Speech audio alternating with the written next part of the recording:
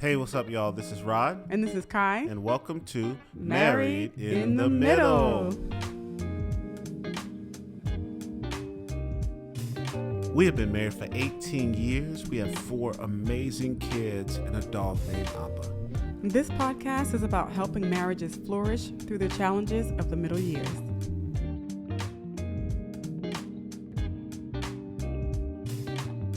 Hey, what's up, y'all? This is Rod. And this is Kai. And welcome to Married in the Middle.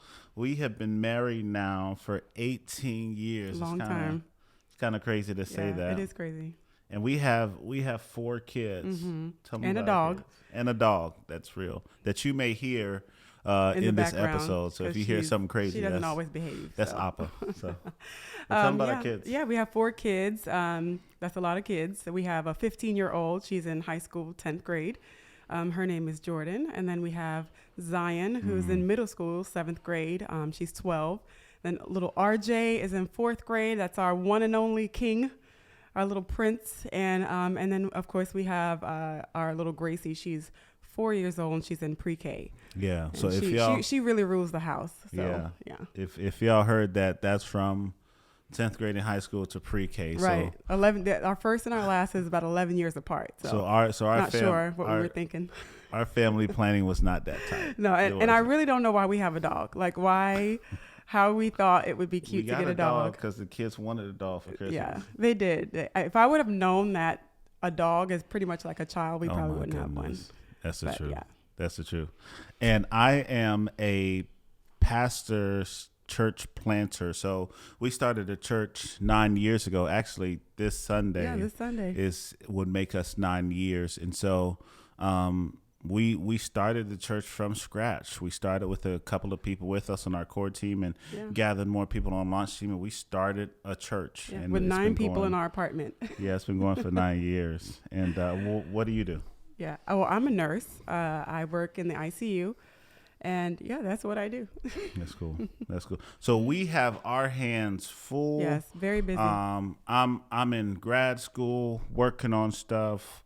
We have a phenomenal church that takes, and it is my joy, but takes a lot of time. We have a lot of stuff in the air. I work for a church planning network called S1.E1 This. We just have a lot of stuff that we're doing. And a lot of moving pieces. The question is, why do a podcast? Why are we doing this podcast? That's a good question. I think we've always, out of everything that we've done, this is the one area of ministry that we've always enjoyed. It always kind of came natural to us. Even before we were married, we were on the college campus and we would meet with couples. And then once we got married, 1-bedroom apartment, we didn't even have furniture and we would have couples over. Yeah. And it's always kind of been our joy. Just we've always loved encouraging and uplifting and correcting, just walking alongside. And, we've always been kind of like an open book.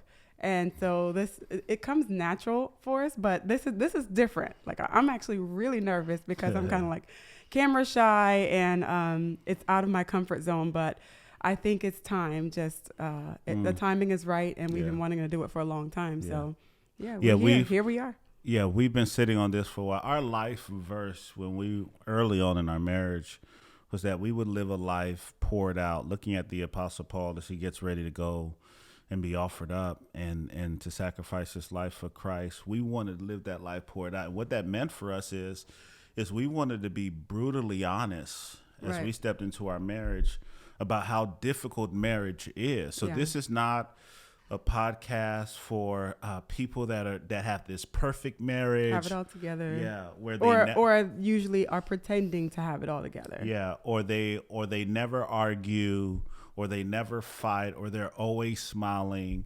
If you know me, stuff like that kind of irritates me. And I think a lot of times, even especially in the Christian community, it's almost as if you have to seem like you have it all together. So, talk about that. A lot of people kind of put that image out there as if they have it all together. Or if they admit to the struggle, then it's almost as if they don't have faith in God or they're not trusting in God to make their marriage thrive. But, the reality is it's hard. It's hard and it's messy. Yeah. So we just want to put that out there. A lot of times, I think as much as we try to tell people that we don't have it together, Yeah. people still believe that we have it all together. So this podcast is going to prove it's going to be real. Lord. We don't have it. We don't have it all together. Right. It's different because when we sit with a couple and we're vulnerable, it's easy. You know, it comes easy. They're right in front of us. We're in an intimate setting. But this is different because it's like everybody's going to get to see it. Like we're like broadcasting, you know, our dirty laundry out there, and for the glory of God, so that you guys can see this. Because one of the things, and this is our first episode, so we're just laying the cards on the table. This episode is called "This Is Us," and so we're just trying to get you guys to know us a little bit better. We understand that we are a mess. We don't mind saying that, because we know we serve a Savior that came to save marriages that are a mess. And so, just for a moment, no matter where your marriage is, where you find yourself as you're listening to this podcast or checking us out on YouTube, it's the idea that your marriage can be rescued and needs to be constantly rescued by the rescuer. Right. Who is Jesus Christ. Right. So it's ebbs and flows, it's highs and lows, you know, kind of just goes with the flow. So why don't we tell them a little bit about our story? Yeah. I think a lot of people wonder. I don't even know if everyone in our church knows our story. Probably doesn't. We've told, I mean, some people know, but not everyone. So yeah, how did we meet? Now, first, let me just give this disclaimer. I tell the story in the way she tells the story. First of all, I do a really good job telling the story. But so we met in high school. We were hooked up by a friend who I had questions about because the first time he hooked me up with someone, she looked like, God bless her, but she played middle linebacker for the Chicago Bears. Bless God for the Chicago Bear ministry. But so I was skeptical. Jesus. I was skeptical. And then her friend. Right. Well, first of all, I was in high school. I was going into my senior year of high school, and he was out of high school. He a little ashamed to say that part, but he was out of high school already. So you see, this is a problem we have. This is why this episode. So, now you added like 15 minutes. Essentially we grew up together. We grew up together, but we were more of college sweethearts. Yeah. But we didn't meet when I was in high school. Yeah. I was in my last year of high school, and my friend and his friend were dating, and they introduced us. They thought it would be cute if we double dated. I think we were both skeptical because similarly, my friend did something similar to me where the person was like really, really short and I was like iffy. But anyway, we were kids, you know, at that time. We were kids. We kept dating. We ended up at the same university, Florida Atlantic University, and we were doing campus ministry. I started a Bible study while I was there. Stayed there for over a 10-year period. It grew, and God blessed it. But we were doing ministry together, and for years. Yeah, and that really knitted us, I think, together in a way that I can see us flourishing long term because of how compatible we were. Yeah, I think ministry itself was a really big foundation for our relationship and how we kind of moved together from that point. And I don't think we didn't think that we were employed, you know, working. Yeah. We didn't work for an agency or anything like that. We were college kids who love the Lord, and we wanted to spread that. And that's kind of just what we did. And that's kind of how we were known as Rod and Kai of campus ministry from back then. And ministry doesn't insulate you from the messiness of relationships and challenges, and so we didn't do everything well at that time. If anything, it puts you more in a boiling pot. Yeah, and in a glass house. Yeah, I think the challenge with ministry is just sometimes you could be insulated to where people think you don't struggle with the things that they struggle with, but we struggled with all of that, and so. We kind of grew together at that time, and then after a while, I knew that you were the one. You knew. Yeah. No, I remember driving on Congress Avenue here in South Florida, and just thinking about should I pop that question? Should I make this woman my wife? And it was just confirmed by the Holy Spirit that she was the one I was supposed to be with. So that was good times. Hey, what's up? We hope you are enjoying that episode. I want to encourage you to like, comment, share, subscribe. If you are listening to this on a podcast, I want to encourage you to leave a review. Leave a review, yes. And we want to let you guys know that we're trying to build a community of middlers. So we have a Patreon page where you could interact with us on a more personal level. You can get exclusive content. So if you want to know more about our Patreon page, check out the description box below and click on that link. So enjoy the episode. Peace. So we went from dating to marriage. We were the first in our group to get married. Yeah, we got married pretty much right out of college. Yeah, we had a thriving college ministry. Nobody was married, so my most popular teaching series was Sex is on My Mind, just talking to college kids about the challenges of sex and temptation and all of that good stuff. And we were the first ones to get married, so we were the only ones that had a license to have sex in that group. So we went from dating to marriage, and then from being a student into having careers and just adjusting there. Big adjustment, just not you go to college thinking it's going to be one way. When you get out, you know that you won't struggle, you won't be broke. Yeah.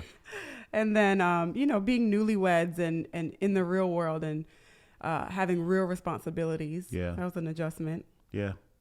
And then from there, 2 years into our marriage, we were pregnant with our first Jordan. Yeah, with Jordan. Just recently bought our first house and just went from, some of our friends were starting to get married when we had Jordan, still doing ministry the whole time, still doing campus ministry. Yeah. And Jordan comes into the world, our first, and she just changes everything. Everything, yeah. I think and what we're talking about here is kind of just some of the transitions of a relationship and how it gets to the point where it's bliss in the beginning and then it gets more messy kind of as you pick up more as you go along. Yeah. But I think there are expectations that you have for one another. And I think that for me, we did everything, at that time we had done everything so well together. We flowed together really well. We were really compatible. And I kind of felt like that would just roll right into parenting. And I think that that's really when we begin to see how even our different upbringings. Yeah, family of origin stuff. And we began to experience, I think our first set of what's going on here? Yeah. You're not who I thought you were. Absolutely. And then me, my heart being, you love a person, but no one told me that having a baby, that kind of love is a different kind of love than the love that I had for you. Right. It's an overwhelming, it just kind of overtakes you and so my affection being drawn away so much from you kind of took you off guard. I think. Yeah, and then I think for guys, if you're used to having love and affection from your wife, and then all of a sudden this baby comes, right, and she's loving her in ways she probably never loved you. Her whole world. You could experience feelings of abandonment or loneliness or being disregarded. All those are real feelings. When we talk about marriage in the middle, we're talking about the stuff that happens when we keep adding stuff into the equation. Right. You said a good word there when you start, you thought everything would flow together. I think of chemistry. Once you add different elements into what you have, it's going to have reaction. Right. And I think at every stage here, whether we're talking about dating or engagement or marriage, we're adding things and it's altering who we are. Right. And some things you have a little bit of control over and other things you have absolutely no control over. And nothing else really goes away. You still have family on the outside that has an influence on your relationship and, your job, your career, and maybe, how demanding it is or disappointing it is, and dealing with that. It's just different factors, kind of things that you just pick up along the way. Yeah. And it gets messy. You start walking and then you start walking a little bit slower. And then before you know it, you're kind of dragging and you find yourself just kind of knee deep in some messiness. Yeah. But, but we're here We're here. I mean, from then, and I mean, I feel like God is faithful. we left out a lot of little details, but I think that's the gist of it. Yeah. We planned it. I think maybe some years after that, God had put it in your heart to plant a church. And well, I mean, I think even before that, you know, we're taught. When I graduated, I wanted to be a assistant principal, first a teacher, then an assistant principal. I taught school for 9 years. She was a social worker, at and the then time, and then we made a career move to switch stuff for what we wanted to do long term, and so we went back to school to get more education, to get jobs that we wanted, and that in and of itself is its own pivot and transition. Yes, it is. To go from being a wife or a husband at home in your career to now going back to school, picking with books kids, up again with kids. And I'm still there. Like I'm not all the way there yet. Yeah. Like both of us, I think, are still in that. So this has been. We probably started this journey like our first was 9 months old. I remember she was 9 months old, and here we are. She's 15, and we're kind of still trying to figure that out. And there's been so much in between there that I did not think at my age I would still be in school, but no, God knows what he's doing. He's working his own plan out. Yeah. So I think then from there, our second came Zion. Shout out to Zion. I know she's waiting to hear her name on this video. She came in 2010. Yeah. And then RJ came in 2000. Right before we planted, like 1 month, literally 1 month before we planted GF. Yeah. Which is this whole other story of, and we'll get into that a little bit later. But yeah, at that point, decided to plant a church, and crazy story of how that happened. Just we were doing campus ministry, and folks were coming into our campus ministry and saying, "This is not a Bible study. This is a church. I don't know what you're doing." Like it was going really well for us, and so we decided to pivot from a campus ministry into a church. God was incredibly faithful. He used my pastor to take me out to lunch, to sit me down and tell me, "Hey, Rod, God's calling you to lead." I don't think we'll ever forget that day. No. That was you a crazy came back day. floating to the car. Yeah. And I came back to the car and I burst into tears and said my life was over. Yeah. Because she had a picture. That pastor's wife life. Yeah, she had a picture of what a pastor's wife was like, and that was terrifying. Oh, I think I always knew that you would be a pastor one day. Yeah. But I didn't think it would be when we were so young, you know. And I just didn't have our backgrounds were so different. Yeah. I didn't have a reference point for what that would look like for me, and it intimidated me. Yeah. So I was 32. She was 29. My dad's a pastor. I'm a PK. Her family didn't grow up in a traditional church tradition, setting, and so it's like getting adjusted to all of that, which was challenging. So, but God was kind, and we planted it. He's been very kind. Yeah. He's been faithful, and now Grace came along. Grace was very not planned. Like immaculate conception is what we call it. God wanted her here. I don't know how immaculate it was, but well, she has an immaculate attitude, so it all works together. But no, she showed up, and she did. And since then she's been showing out. She sure has. She thinks she runs this whole thing. Yes. But no, that's where we are now, and so we are. That's a little bit of our story. We'll probably refer back to that from time to time. But in this first episode, we just want to share a little bit of who we are, so you get a picture of that. Let's talk about what you can expect to hear from us as we continue. One of the things you're going to hear us say over and over and over and over again is marriage is messy. Yeah. Because every time we pivoted and added something into the formula, if you will, it just became more and more challenging. It changed the dynamics completely. Yeah, and she's not who she was when we got married, and I'm not who I am. I'm different. She's different. We're trying to figure each other out. We're trying to find places where we show up and need to give more grace or be more forgiving or more quick to accept for apologies when we injure one another.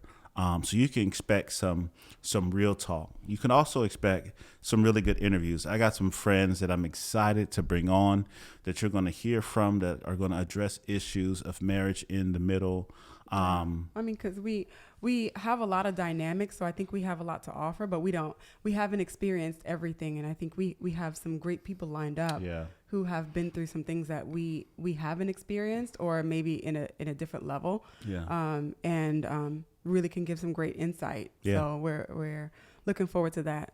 And then we have been in ministry now for 20 some odd years. Yeah. We've walked with countless couples. We've done premarital counseling, marriage counseling. We're still doing that today. And so you pick up some stuff along the way. And I think we have some value to add to the conversation. And we want to lend our voice to that. Yeah. Just to let people know, like, hey, you're not crazy, and we're on the wheel with you. We're all on this wheel. And until we're in eternity, we will be on that wheel. Yeah. And then another thing you're going to hear in every video, unapologetically, is that we don't do this in our own strength. Right. We don't do this in our own power. We do this by the grace and the strength and the power that Christ provides. So what's going to be the hero of every episode is Jesus Christ. It's not going to be Rod and Kai and lifting us up high. We're going to be pointing you to the real source of strength, purpose, identity, all that you need to get through these hard middle years are going to be found in the person and work of Jesus Christ. You're going to hear him in every episode. And I mean, that's because this is what we base our life on. And so you don't have to be Christian to listen to this podcast, but we just want to give a heads up that that's the perspective. That's our foundation. Yeah. And that is, we would say that this is the anchor for us. This is what pulls us through these messy moments and these messy seasons. So that's a perspective that we're coming from. We'll be giving, our Christian perspective on how to get through, how we get through, and how you could possibly get through these situations. But all are welcome. And that's Appa in the background that you heard. And so you're going to hear cameos from Appa as well. So Appa is our golden doodle. Yeah. We got her, she's about 11 months now. She's 11 months now. Yeah. And we'd been saying for years that we were going to get a dog, and we finally got a dog. And she's a handful, y'all. Like, she's a handful. I don't think we were ready. No. For all. And the way I took it, like when I had dogs when we were younger, like they just stayed in the backyard. Come but on. This is very much a house dog, and so she's a lot of work, and she's a little needy.